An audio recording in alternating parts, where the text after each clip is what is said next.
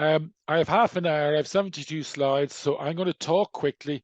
You might have to listen quickly, and apologies about that. So before I start, I just want to tell you that I am actually working in a clinic this morning. I work in a clinic for homeless people, and I'm really angry at something I heard this morning. And I'm going to tell you at the end of the talk what I was angry about. But before that, I'm going to just describe a number of things about inequality in relation, particularly to homelessness.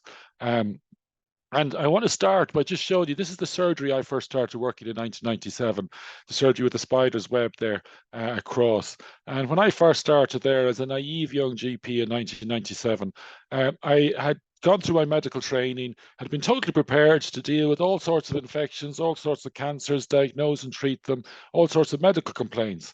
I had never been taught how to manage the issues to do with addiction, which were rampant when I arrived into that particular surgery. So many people with addiction to tablets, to heroin, to cocaine. I had no preparation for it. I had not been taught how to manage aggression from people who'd been traumatized as young children. I hadn't learned anything about the health needs of homeless people. I hadn't learned anything about the health needs of migrants, which came flooding into my surgery during the late 1990s. I didn't know about the health needs of travelers and how to engage them into managing their health. I didn't know anything about how you manage social welfare issues in relation to health. I had knew nothing about child protection at that stage, which I have to fill in reports almost on a weekly basis on child protection. I have some colleagues in South County Dublin who I remember one colleague who'd only once done a child protection issue. I do them on a weekly to monthly basis. I didn't know anything about adverse childhood experiences. I knew nothing about the terrible health behaviours of people in the inner city. I knew nothing of the actual fact that when you have more than one health problem, it just multiplies. And people in the inner city often don't have just one health problem, they have numerous of them. I had never attended so many funerals of young people. I met mothers and fathers who had lost 3 or 4 children to the drugs, either through overdose or through HIV and hepatitis C. And I had not been prepared for this. It was like a hidden plague. I hadn't realized this devastation because of the inner city. I had never learned how to manage the stress of working in the inner city. And then all this with no time to consult because you're so swamped managing everything. And you're having to deal with reduced access to services, the famous Tudor-Hart inverse care law. The need for services is inversely proportional to the provision of services, or otherwise those who most need services are least likely to get them. And but what I did know about was patient empowerment, community empowerment, because of my work working in the disability sector. So that helped me a lot. So that was my introduction to inequality. And I also knew through my work in thinking about justice. And I decided early on that I would try and work with all groups of people, no matter what their backgrounds, so that they would all have equal and equitable access to healthcare, because at least that's one thing I could do address the inequalities of health. Just to give you, this is a slight deviation from my talk, but it's relevant because we've all recently seen the riots that happened in the last week. I was in the inner city when it happened and kicked off, we knew the devastation, and it was horrific. And it was horrific what happened to those children. It was horrific, the riots, and it felt particularly horrific for a lot of my patients who come from migrant backgrounds, because the inherent racism. However, I do want to talk about the inner city and the areas of deprivation, because there is this, you can either decide that this was caused by thugs, young thugs, who came in and caused this, or right-wing groups. And I've no doubt that there were right-wing groups fueling it. However, there was something deeper, and that was being fueled by inequality that laid the groundwork for those riots. I talked to my manager in the homeless service. His name is Thomas, and he lives in the inner city. And I remember talking to him on the day of the thing, and I was saying, what's the reaction from local people? And he said, there's a lot of tension, a lot of anger. And I said, who's the anger against? And he says, it's against migrants. And the inner city is a place where many, many migrants live, and there's a huge amount of acceptance in the community. But I think if we don't recognize that inequality laid the groundwork for people to exploit the racism that was demonstrated, those things, we're totally missing the point. If we think it's just thugs, what actually has happened in the inner city and in areas of deprivation, you have huge people with social problems, much worse health problems, much more social problems. Their children have addictions. They have poor access to housing. If they have housing, it can be poor. A lot of them, their children can't get housing. Many of them, their children end up homeless. And with all these social problems, back in the 90s, where did we place people who came in looking for asylum? We didn't place them in the south side, in the South Dublin, the sunny south side, and the wealthy Dunleary, Rathdown area. This is figures showing where people were placed. They were placed in the north, in the inner city. They placed the asylum-seeking hostels. This is also the place they put all the homeless hostels, and this is the place they put all the addiction clinics. Partly because a lot of people in there have addiction, but still all the problems, where would you put the accommodation, the next people who are going to bring their own issues, health issues and social problems? You put them where all the other social problems are. And, so people develop this thing that, oh, look, we can't get housing and we're seeing that other people are being accommodated. I absolutely am not justifying those opinions. I think it is absolutely, migrants are the most wonderful people, the patients. They deserve absolutely all our care because of the horrific journeys they've gone through. However, it was our economic policies, our housing policies that created the groundwork for the right wing to exploit in those riots. If we don't recognize that inequality creates these situations, we're going to face further problems as going on. And if you look over in America, where you see the right wing, which causes increasingly inequality, is supported by people at the bottom of that inequality. It's hard to understand, but that's why it happens, because the right wing combines policies that promote inequality with sort of social agenda about racism, about we're being swamped. So they capture the people that most suffer under their rule by feeding these particular myths and prejudices. Anyway, that's not what I'm talking about. I'm talking about homelessness. And this is Alice's story. He talks about, as you go into areas of deprivation, morbidity statistics rise, mortality statistics rise. When you hit homelessness and marginalization, it's a cliff edge. They shoot up, death rates shoot up, and health inequalities shoot up. If you were to provide a service for one group of people, it would be homeless people. This is fair study research myself, Fiona Riley did, and myself, along with others back in 2018. And we found that of homeless people, 1 in 33 had HIV, 1 in 4 had hepatitis C. We know from the literature their mortality rates are 3.5 to 40 times that of the general population. Of Irish homeless people, 1 in 3 have attempted suicide at some stage in their life, and 1 in 5 in the last 6 months. 1 in 10 roughly have a history of schizophrenia, 30% misuse heroin, 41% drink above the limits. When we first did this research in 2005, 45% didn't have a medical card, even though they all should have a medical card, and they need one. When we last did the research, 25% didn't have a medical card. So I did a research to find out, why do homeless people not use health services? Because, they obviously have severe physical and mental health problems, yet many of them don't use the health services the way the general population does. And I wanted to find out why. What is it about our services that are making them inaccessible to homeless people? I did this through ethnographic research sitting out in the streets. And what I found, first of all, was that homeless people in Ireland react the exact same way as homeless people elsewhere in the world, that they have in other words, first of all, they delay. They wait till their condition is overpowering. Only this morning, I saw someone with a severe abscess on their right buttock because they've been injected in their right buttock. They needed to go to hospital. They refused. They said, give us an antibiotic, it'll be fine. And no matter how much we pleaded with them, they didn't. So we gave them the antibiotic on the promise that they'd come back tomorrow. And we lanced the abscess, and hopefully it'll improve by tomorrow. They tend to default from treatment. So they'll tend to be in the waiting room of the casualty and leave before they're seen. They go into hospital, and after a day or two's of treatment, they leave before treatment is completed. They tend to not keep hospital appointments. They don't keep appointments in general. And so they default from treatment all the time.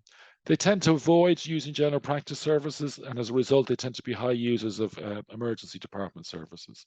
They tend to not comply with medication and not to take their medicines, and they tend to avoid psychiatric services. So why, these people who have such health problems, do they avoid using the health services the way we expect them? And I identified what I call a series of barriers, and there's both external and what I call internalized barriers. And I'm just going to briefly describe them. And in external barriers, I'm just distinguish between physical barriers, administrative and communicative barriers. So physical barriers, and stigma barriers. So physical barriers, distance. If you've got a doctor and they're out down the country, you're not going to use them, so you don't have access to a doctor. Even if your doctor is out in Tallaght or Ballymun, you have to get a bus ride. You mightn't have the bus fare, or it's too far to go. So that's the reason why distance is. If administrative barriers, well, the first one is application forms. If you want a homeless person not to use your service, get them to fill an application form. And if you really don't want them to use your service, make that form as complex as possible. I don't know if any of you have seen the medical card form. It's a complex. I hate application forms that are complex. I find them difficult to fill in. So if I find them difficult, what about a person who has dyslexia, who has illiteracy issues, or who just doesn't understand the complexity of the medical terms, or may have left school early? So forms need to be simplified and recognize that they are barriers. Appointments. I'm writing an article called The Four Most Stupid Things in Medicine. And top of the most stupid things in medicine is sending hospital appointments to homeless people.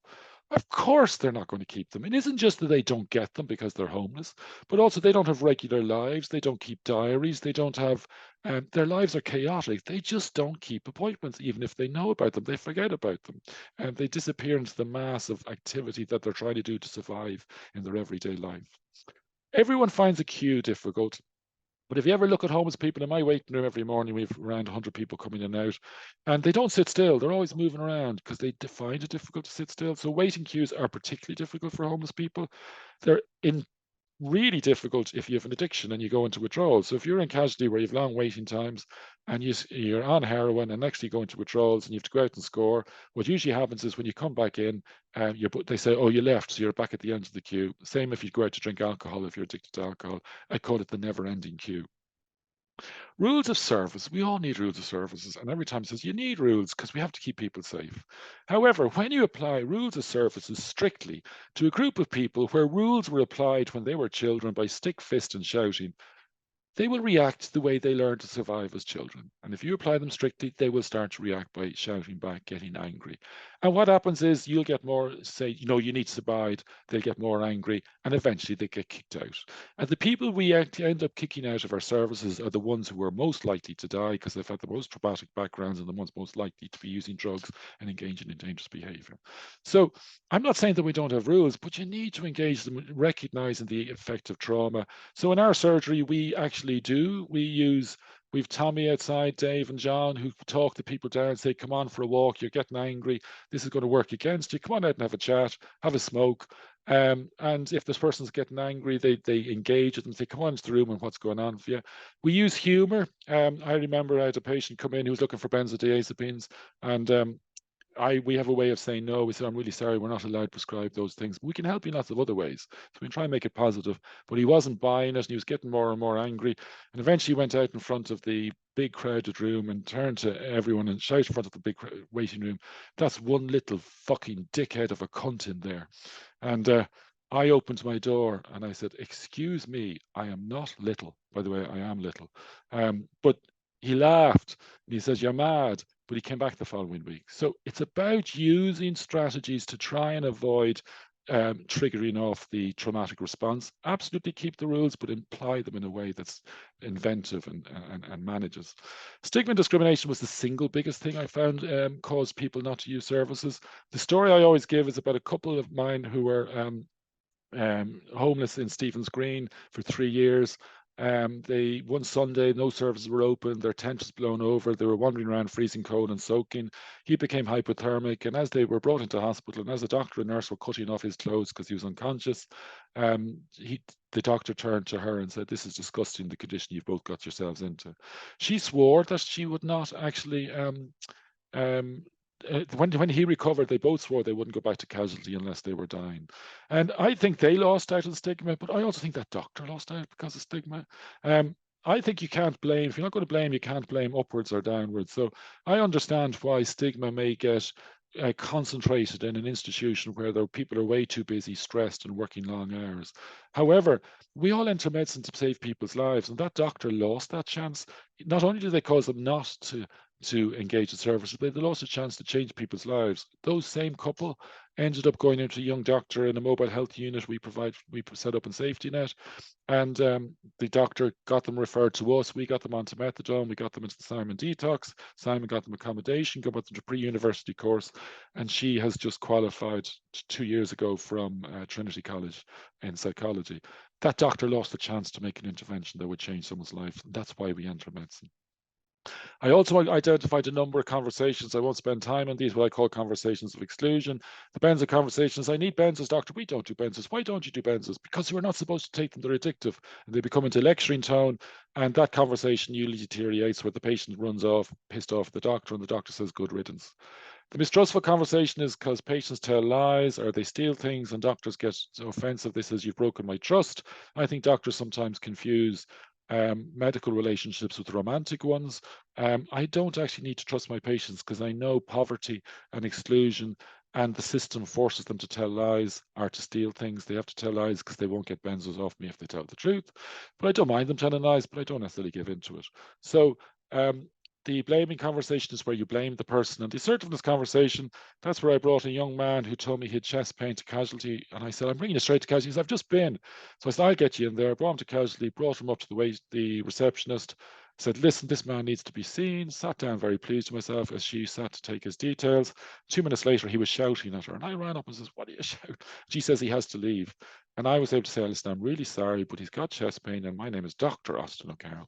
That's because I'm able to use middle-class assertiveness techniques. He was using the assertiveness techniques that he learned when he was a kid and that he uses to assert himself on the streets. And by the way, his assertiveness techniques are much better on the street. They'll keep him safe. Me saying, by the way, I'm Dr. Austin O'Carroll on the streets will probably not stop someone hitting me.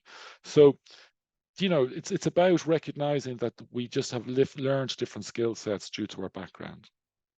Internalized barriers are where you internalize something from the outside in. So in other words, it becomes part of you, but it comes from the external. So these are thoughts or emotions. So thoughts are cognitions. So fatalistic cognitions. If you think you're going to die young, why bother taking care of your health?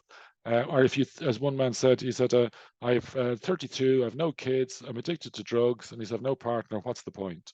So that's fatalism. It's no point taking care of my health. And why do homeless people think, why is it internalized? Because why do homeless people think they're going to die young? Because they see young people dying all the time. I had to fill 3 death reports in this morning. So fatalistic cognitions is internalized from the outside.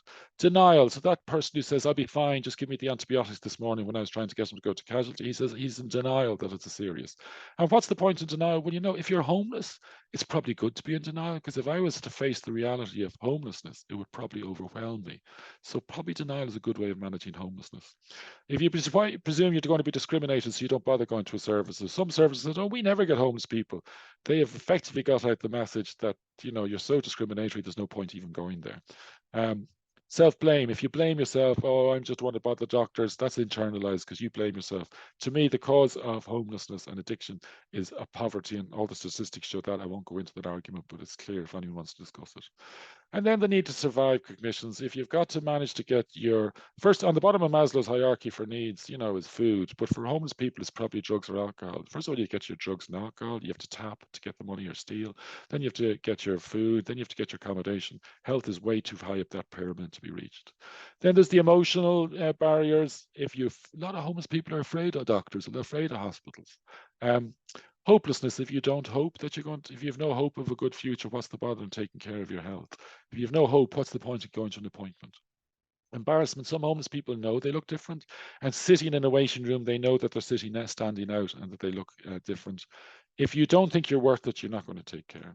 So just to summarize, these are all the barriers, both external and internal. When you see the extent, what I actually decided was the real thing is the health service is designed for middle-class people who value themselves, who have a future, have a hope of a future, so they want to take care of their health, know how to keep diaries, know how to assert themselves, and know how to use the system. They're not designed for the needs for homeless people. And that's why I believe that there's always 2 arguments. There's always the saying is if you make specific service for homeless people, that's a segregating them, and we should make the mainstream services accessible. Having seen what the mainstream services operate, I think while we should improve their accessibility, to think that they are ever going to meet the needs of homeless people as they are designed is you know, you're in the sky thinking.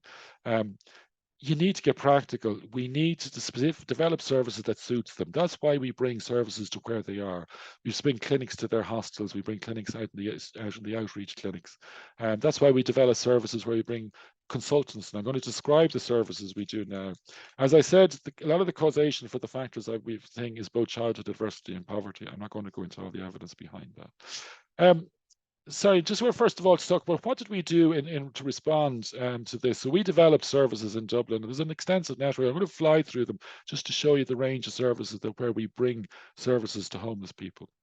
First of all, we set up Safetynet, and we set up a centralized database where everyone who's homeless, when they see a doctor or a nurse, they go onto the Safetynet database. So wherever they are, I can see that Kieran Harkin saw them in Merchants Quay last week, and he prescribed this medication, and then I prescribed something, he can see what I prescribed. That means you can be safe prescribing, but also allows suddenly long-term care. I see that Sinead has done his blood pressure, and I'm able to check his blood pressure again and realize he needs blood pressure medication. So we can do chronic care as well.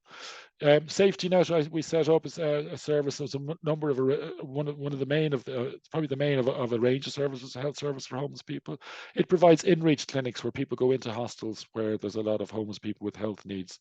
And they also do drop-in clinics, Safetynet, and they do specific clinics for migrants. We're in the Rome and we set up the Capitan Clinic, and Angie Skews came to me and says, I have a lot of Rome and we need a translator, so we got a translator, and of course what happened was lots more Roma came. So then they heard had developed skills for providing service to Roma, so next thing Tala wanted a clinic for Roma, so we have a clinic in Tallinn, and we've also clinics for undocumented migrants.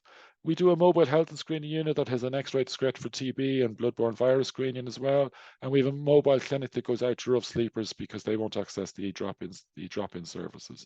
The Safetynet and Simon work in a HIV stabilisation unit. And Simon and Safetynet also run a step up, step down intermediate care centre that we first proposed in 2005. And that's where people are not sick enough for hospital, but they're too sick for hostels, or people are ready for discharge from hospital, but not fit to go to a hostel's accommodation. The Granby Merchants Quay, where I'm working now, that's a clinic that we see over 100 people in the morning in Granby, and Merchants Quay, there's around 40 people every day. And that's a low threshold, high fidelity GP care services. So we take everybody and deal with anyone, and we stay faithful to them, and we rarely exclude people. We provide both GP care and addiction treatment. Just to say, we've started well over 1,500 people. This is an old slide.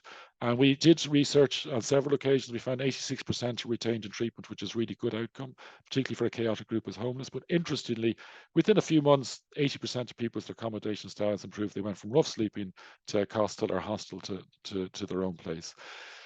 When appointments, I once sent 45 people for new groundbreaking Hep C treatment, which saves lives. Of the 30 I sent, 23 missed their first appointment, 5 missed their second appointment, and only 2 completed treatment. So we then brought the consultant down, the consultant-led service down to our clinic. So they come to here, and we've got all 30 people. We've had over 100 people treated since. So bringing the hospital services to where homeless people are, as well as GP services. We also have arranged that out of hours, people get access to out of hours services, even if they don't have a medical card and they're homeless. The amazing clean Inequality first set up Inclusion Health, and now it's extended in James's Hospital, and now it's extended. Tara runs it in the Mater with a fantastic team. So this is a new model of delivery of care developed in Ireland, where people who go into hospital are assigned to an inclusion health specialist who, if they have come from marginalised backgrounds, if you're homeless, Clean Air Tara takes up your care, and they will ensure that all your housing issues are addressed, all your addiction issues are addressed, and then also if you need a respiratory consultant, they bring that in, or an endocrinologist. It's found that they have people now don't leave hospital early, they stay on. And what's interesting is because they stay on, they get treated and cured, and they don't end up back in 2 weeks' time. They actually did statistics and found that even though they were staying longer, the homeless people account for 10% of hospital bed days roughly in both James and the Mater, and the amount of bed days they account for dropped because they were getting their issues treated and addressed. It's a fantastic new thing that they've done there. Safetynet run a street medicine symposium every year. Just want to briefly mention the North Dublin GP training scheme. It was the first GP training scheme internationally to train GPs to work in areas of deprivation and marginalisation. So a lot of the GPs now working in these services actually come from this background. But they're also working in sobriety, they're working in addiction clinics, they're working in services for migrants as well as for homelessness. I'm actually going to skip through all these because I don't have time to stay working on it. Just one of the features of this scheme is we get them working for 4 months in their 4th year, working directly with homeless people as a GP in a homeless clinics, 1 day a week for 4 months in migrant clinics and prisons, and 1 day a week for 4 months in addiction clinics. Because contact, this is Allport's contact hypothesis, true meaningful contact breaks down stigma, and we found this has really improved stigma. Just our outcomes, everyone said no one will apply for it. We've had the highest application rate in the country since we started. That's the young people want to make a difference. We did a survey. We found that of our graduates, 95% are working in deprivation, 100% want to work in deprivation, and 50% are working with marginalised. So this is a method for getting people to work with marginalisation. They said the scheme helped them with a commitment to work in areas of deprivation, decrease their fear, increase their skills and knowledge. Just a thing is, since we started, it was great. Glasgow started the Pioneer program, and then the Trailblazer started in the UK, and there's now 55 doctors training in fellowships in health and equality. Manchester started a similar scheme, and the Health Equity Fellowship training was started as a response to our thing, and now they've 150 trainees in the UK, so it's been hugely influential. GP Care for All is about, we recognise that patients, GP trainees were coming out and they were joining existing practices, but they weren't starting practices they weren't going starting new practices. So Finglas, West Finglas has a huge area of deprivation, around 24,000 people. East Finglas, similar amount of people, 24,000. I think there's 9 GP practice in East Finglas and 0 in West Finglas. So we set up GP Care for All to start practice in areas of deprivation, which our trainees then go work in and provide GP care. All these work together, what I call the Dublin project, because actually we have an extensive range of services. The GP trainees are working at the homeless services. We all work together, the North Dublin City GP training, Inclusion Health. We've got doctors working in Inclusion Health.